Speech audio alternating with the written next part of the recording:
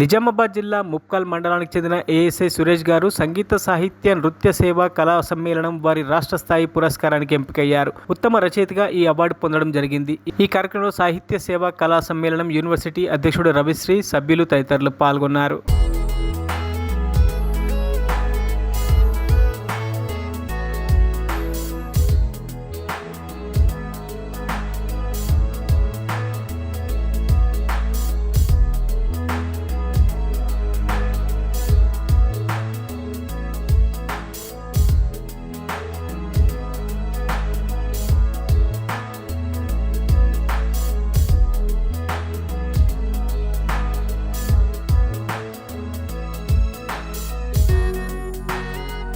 మరిన్ని అప్డేట్స్ కోసం మా ఛానల్ని సబ్స్క్రైబ్ చేయండి.